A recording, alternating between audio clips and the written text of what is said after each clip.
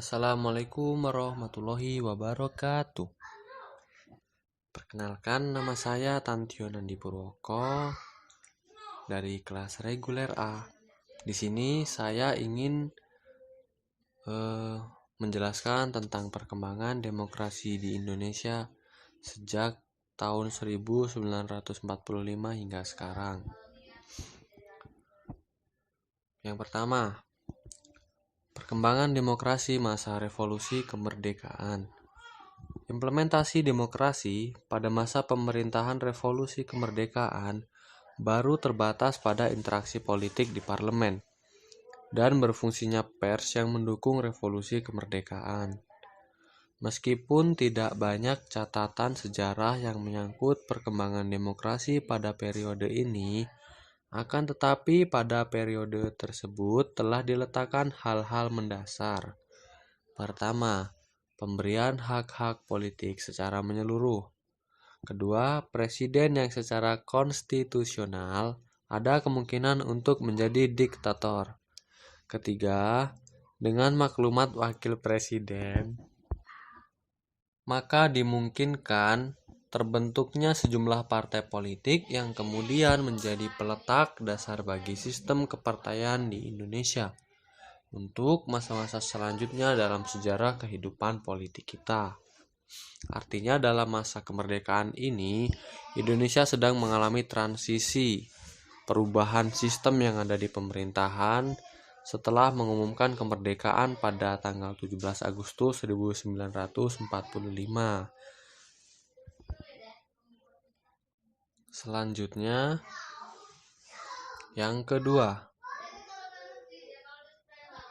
demokrasi parlementer, yaitu antara tahun 1945 sampai 1959.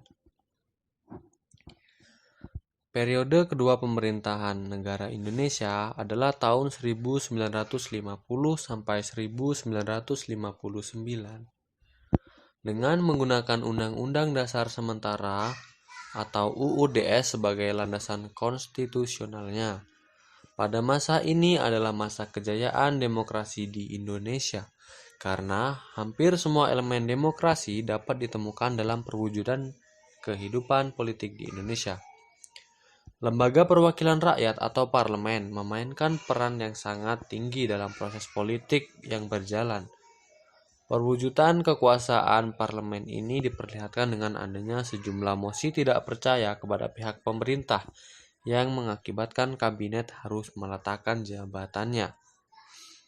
Sejumlah kasus jatuhnya kabinet dalam periode ini merupakan contoh konkret dari tingginya akuntabilitas pemegang jabatan dan politisi. Ada hampir 40 partai yang terbentuk dengan tingkat otonomi yang tinggi dalam proses rekrutmen baik pengurus atau pimpinan partainya maupun penduduknya. Demokrasi parlementer dinyatakan gagal karena dominannya politik aliran, seperti politik aliran Islam yang sempat menjadi isu pada masa itu adalah Nasakom, nasionalis, komunis, dan agama. Sehingga membawa konsekuensi terhadap pengelolaan konflik. Kemudian basis sosial ekonomi yang masih sangat lemah juga mempengaruhi keadaan demokrasi di Indonesia pada saat itu. Dan kemudian persamaan kepentingan antara Presiden Soekarno dengan kalangan Angkatan Darat yang sama-sama tidak senang dengan proses politik yang berjalan.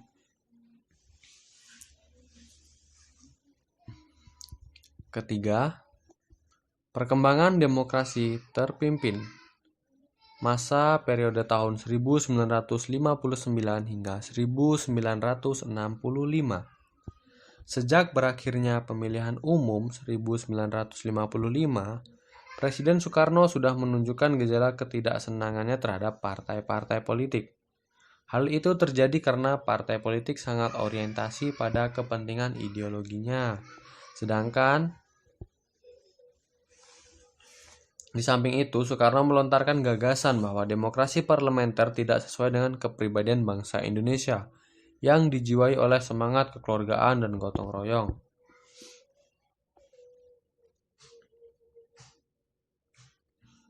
Politik pada masa ini diwarnai oleh tolak ukur yang sangat kuat antara ketiga kekuatan politik yang utama pada waktu itu, yaitu Presiden Soekarno, Partai Komunis Indonesia atau PKI, dan Angkatan Darat atau militer.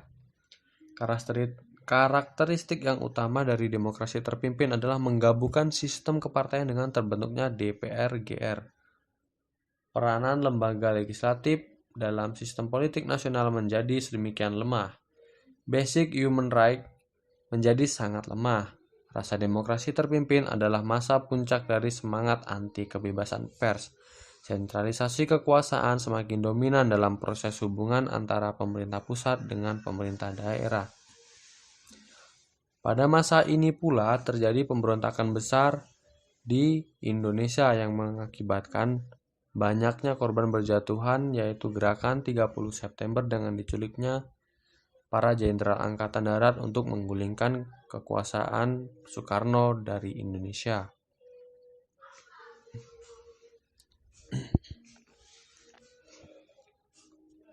Selanjutnya, perkembangan demokrasi dalam pemerintahan Orde Baru. Perkembangan yang terlihat adalah semakin lebarnya kesenjangan antara kekuasaan negara dengan masyarakat. Negara Orde Baru mewujudkan keinginan dirinya sebagai kekuatan yang kuat dan relatif otonom.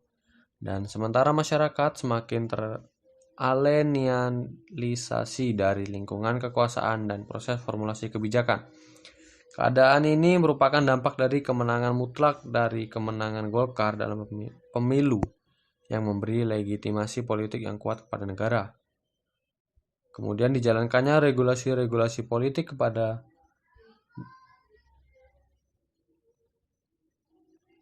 rakyat semacam birokratisasi, depolitisasi, dan institusionalisasi.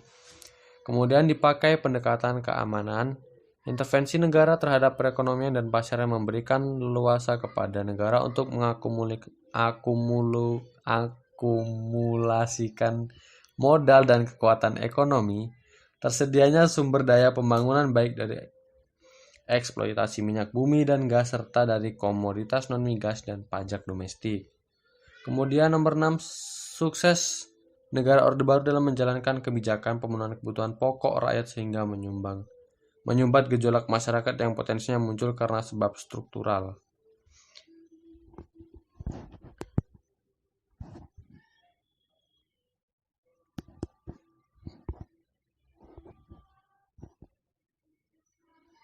Selanjutnya, perkembangan demokrasi pada masa reformasi 1998 hingga sekarang ini.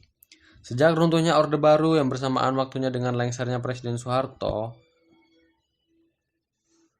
maka NKRI memasuki suasana kehidupan kenegaraan yang baru sebagai hasil dari kebijakan reformasi yang dijalankan terhadap hampir semua aspek kehidupan masyarakat dan negara yang berlaku sebelumnya. Kebijakan reformasi ini berpuncak dengan diamandemennya Undang-Undang Dasar 1945 karena dianggap sebagai sumber utama kegagalan tatanan kehidupan bernegara di era Orde Baru. Amandemen Undang-Undang 1945 yang berkaitan dengan kelembagaan negara khususnya lagi perubahan terhadap aspek pembagian kekuasaan dari aspek sifat hubungan antara lembaga-lembaga negaranya. Dengan sendirinya mengakibatkan terjadi perubahan terhadap model demokrasi yang dilaksanakan. Dibandingkan dengan model demokrasi Pancasila di era Orde Baru, dalam masa pemerintahan Habibie inilah muncul indikator kedemokrasian di Indonesia. Pertama, diberikannya ruang kebebasan pers sebagai ruang publik untuk berpartisipasi dalam kebangsaan dan kenegaraan. Kedua, diberlakukannya sistem multipartai dalam pemilu 1999. Demokrasi yang ditetapkan negara kita pada era reformasi ini adalah demokrasi Pancasila. Tentu saja dengan karakteristik yang berbeda dengan Orde Baru dan sedikit mirip dengan demokrasi parlementer 1950 dan 1959. Demikianlah yang dapat saya sampaikan. Pada umumnya demokrasi Indonesia banyak mengalami kemajuan maupun kemunduran. Kecacatan berada pada pihak masing-masing atau oknum yang sedang melaksanakan demokrasi, termasuk para petinggi dan ketiga pemilik kekuasaan di Indonesia, yaitu eksekutif, legislatif, dan yudikatif. Pada dasarnya tidak ada di Indonesia seseorang yang tidak mampu membuat demokrasi ini menjadi lebih baik. Semua aturan yang dibuat tidak semata-mata hanya untuk mengurangi rasa kesalahan dari setiap manusia. Sekian yang dapat saya sampaikan. Assalamualaikum warahmatullahi wabarakatuh.